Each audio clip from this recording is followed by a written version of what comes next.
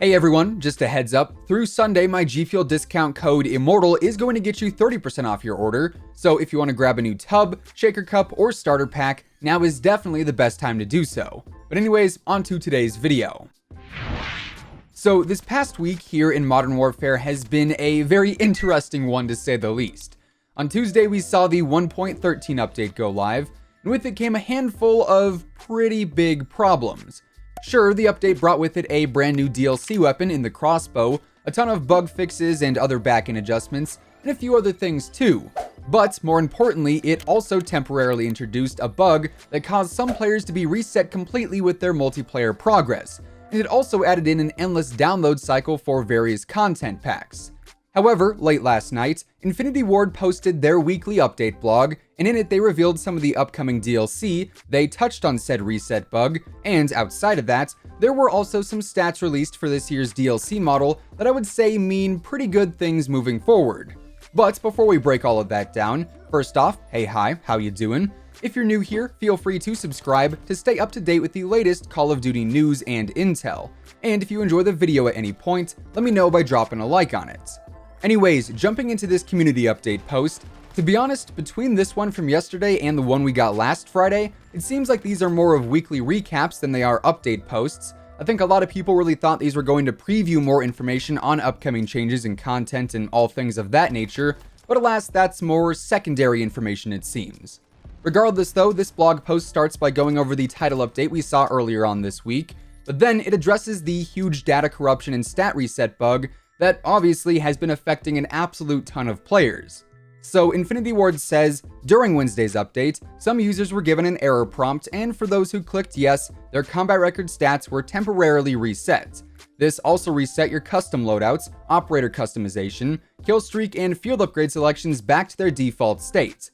As of today though, anyone who clicked yes and had their stats reset should now see their combat records displaying properly as they were prior, keyword prior, to initiating Wednesday's title updates.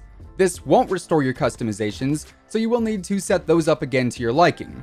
However, there is a chance that some players still don't have all of their stats back, and if that happens to be one of you, Infinity Ward says to reach out to them or Activision support on Twitter and or Reddit.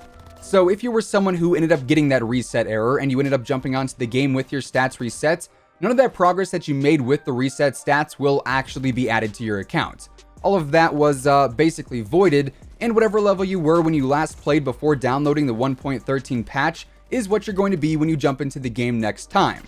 But for the most part, that bug should now be resolved, which is obviously a very good thing moving forward. However, not all the bugs that this update introduced have been fixed quite yet. The other pretty pressing issue, specifically on PS4, I'm not sure if this was a problem on Xbox as well, but essentially every time you relaunch the game, it makes you download the Spec Ops DLC over and over and over again. And Infinity Ward says this is still being investigated, and they hope to have a fix out soon for that issue. I would say though, as of right now, if you get this bug or error, whatever you want to call it, just go into your downloads and pause it when it starts and just carry on playing, because truthfully it shouldn't affect your ability to do anything outside of Spec Ops itself. Then, to close out this community update post, Infinity Ward also previewed some of the upcoming DLC and events we can expect to see to close out Season 1, including the return of some old favorites with quote-unquote fun twists, like Deathmatch Domination and also a new version of Gunfight with some updated loadouts. Now, obviously, we saw Deathmatch Domination back in Black Ops 4 as a combination of Team Deathmatch and Domination, hence the name, where both kills and flag captures count towards your team's overall score. The new Gunfight mode, though, we don't really get much information about, outside of there just being various new loadouts to use, but at least we know there are some more content updates coming in the final few weeks of Season 1. However, those probably won't be super big content updates. There hasn't been any mention of new maps coming, outside of Joel Emsley saying they are working on more 6v6 maps, and those will be coming as fast as they can get them out, and honestly we've got no idea when that'll actually be. Personally, I'm guessing we won't see any more maps drop until Season 2 releases on the 11th of February, unless we get another surprise community update like what we saw back when Shoot House and Krovnik Farmland dropped, but keep in mind that is just simply speculation, and we know for sure more maps will be coming with Season 2. Now, outside of this update blog post from last night, yesterday we also saw the official CDL bundles release for the game, And for these, there are 12 different team bundles you can purchase for $10 a piece from your actual platform store. So these are not available in the in-game store and instead need to be bought from, say, the PlayStation store if you're on PS4. Now, as mentioned, these are bundles available for every CDL team, and each bundle consists of a home and away operator skin, a watch, a camo, a charm, a sticker, a calling card, an emblem, and a spray themed around whatever team you choose to support. And really the standout item here is those camos, as they are universal and can be applied to any gun you have unlocked. So there's that now as well. Also, speaking of DLC, this past week there was a very interesting report released from SuperData that breaks down just how well this game is performing in terms of its monetization model. Now obviously, the monetization this year is a bit different compared to what we've seen in years past. We don't have a season pass that we can buy for the DLC. Instead, all the bonus maps, weapons, and modes are completely free for absolutely everyone. We also don't have a supply drop system to spend money on crates for a chance at some rare items. Instead, we simply have a battle pass, I guess the premium version of it, and then the store when it comes to additional things you can actually buy in-game. Now this is a pretty big change for Call of Duty. Ever since Black Ops 3, the MTX model each year was not all that consumer friendly. Instead, it seemed like more of a cash cow operation than anything else. Last year with BO4, the microtransactions were worse than ever in the eyes of the community at least. But here's where the good news comes into play. This report from SuperData claims that this year's new approach to monetization is actually working better than in years past. It shows that the game actually had a 4% increase in revenue in the first quarter compared to Black Ops 4, so that in and of itself I would say is pretty noteworthy. And then the report goes on to say that in December alone, this game generated $78 million in revenue just from its monetization, aka the store and the Battle Pass purchases. Now, little side note here, that is a ridiculous amount of purchases, right?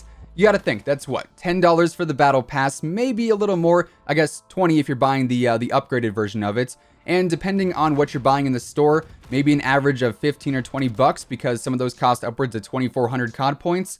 So that is a lot of $10 or $20 purchases at the end of the day to get to that $78 million mark. But anyways, getting back on track, that figure of $78 million and in general having an increase in revenue generated within Q1 of the game's release, I think means very good things moving forward. Presumably this fall we are going to see another Black Ops game. Potentially it's going to be set in the Cold War era, and if this monetization model is actually proving to be a worthwhile investment on Activision's end, they're seeing good returns from it, which seems to be the case so far. That means moving forward in this upcoming Black Ops game and honestly even further down the road in say 2021, 2022, so on and so forth, we could see the return of this more consumer-friendly MTX system rather than reverting back to the nightmare that was BO4's MTX model or some of the other systems that we saw in years prior. Basically, if this model shows good numbers throughout the year, that is going to look great in the eyes of Activision and the shareholders as well, which means we could continue to see free DLC weapons, maps, modes, and ideally even more content as we get into the future titles too. Of course, we do still have a long road ahead of us before COD 2020 is here and this MTX model will be in the rear view mirror, but for now that's good news to hear if you are a fan of this more consumer-friendly DLC system, which I assume most of us are when it comes down to it. The more Activision and the shareholders see that this system of free content with smaller cosmetic microtransactions is actually bringing in decent chunks of revenue, the more likely they are to actually stick with it. And in a perfect world, maybe they even get a bit more risky and start to bring in even more free things into the game, which for a title that still costs 60 bucks, I'd say is what most players would want to see happen. Anyways, with all of that being said, that is effectively everything that was revealed about Modern Warfare this past week, and that is going to wrap things up for today. If you guys enjoyed the video, let me know by dropping a like on it as it would be much appreciated. And of course, if you're new here and you want to stay up to date with the latest Call of Duty news and intel, updates and leaks, and pretty much everything else in between, feel free to subscribe with your notifications turned on. That way you'll always know when I post a new video. As I mentioned earlier, tomorrow is the last full day to use code IMMORTAL to save 30% on your G Fuel order, so if you want to take advantage of that increased discount and grab a new tub, shaker cup, or starter pack, by all means, feel free to do so and check out the link down in the description below. Once again, thanks so much for tuning in, and until next time, take it easy, have an awesome rest of your day, and I'll catch you guys later. Peace out.